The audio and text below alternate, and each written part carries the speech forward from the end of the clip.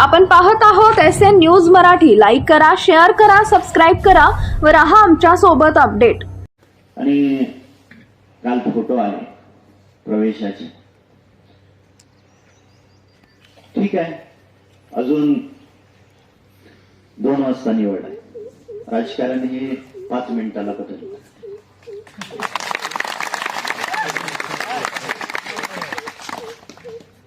स्वर्गीय आबासाहेबांच्या विचाराने आपण चालत आलेलो आहे.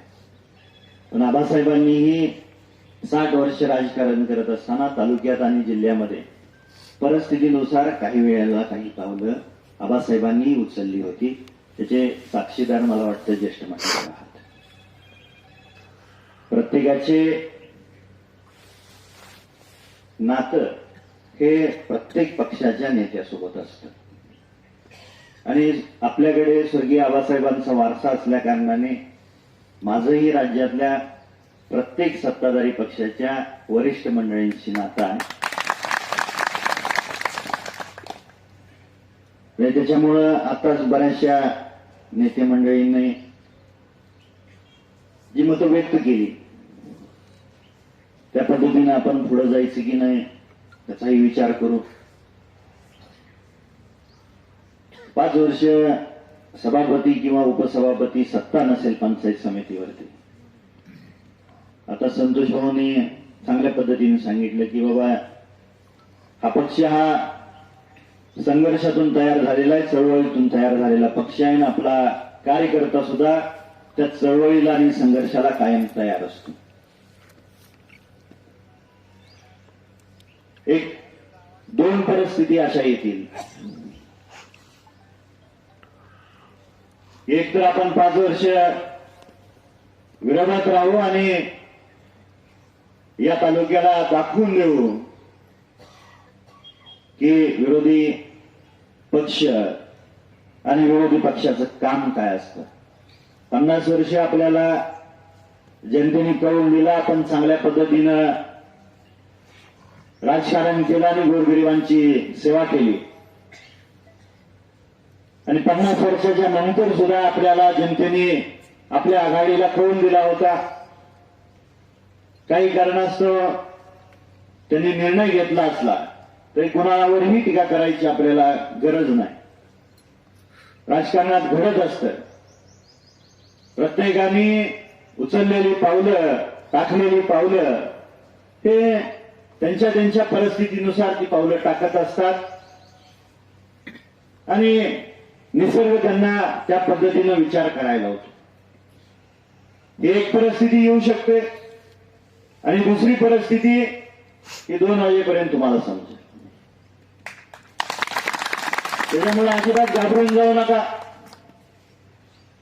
आपल्याकडे आमदारकी आहे आणि आमदारकीच्या जोरावरती आपल्याला या तालुक्यातल्या आणि मतदारसंघातल्या गोरगरिबांची सेवा करता येते.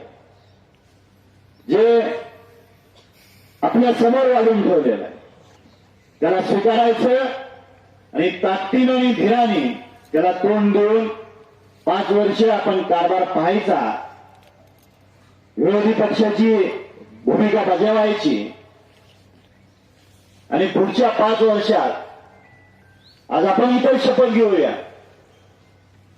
केंद्र दिवस पार्टी आपली.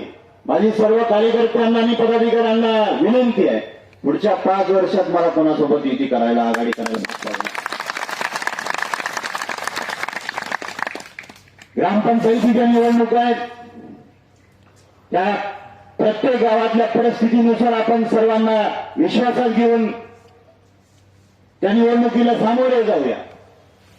पण पुढच्या 5 वर्षांनी ज्यावेळेस पंचायत समितीची निवडणूक लढूया त्यावेळेस स्वबळाचा नारा देऊन लढूया आणि ताकदीनं पंचायत समितीवरती लालबावटा फडकून स्वर्गीय आबासाहेबांना श्रद्धांजली वाहूया. दुःख एवढ्याच गोष्टीच आहे.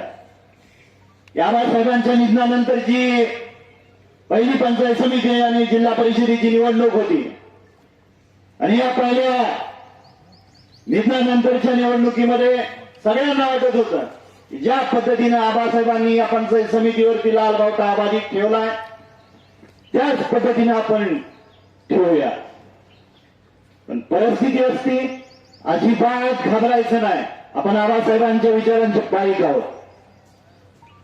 सत्ता नाही म्हणून अजिबात घाबरायचं नाही. आबासाहेबांनी 95 ते 99 पर्यंत आपण विरोधात होतो. 19 ते 24 पर्यंत परत एकदा आपण विरोधात होतो. पण जनतेने आपल्याला कौल दिला. भविष्यकाळात सुद्धा जनता आपल्या पाठीशी राहील हा मला विश्वास आहे आणि तुम्हा सर्वांना विश्वास आहे. आता कमिटीनं आज जायचं.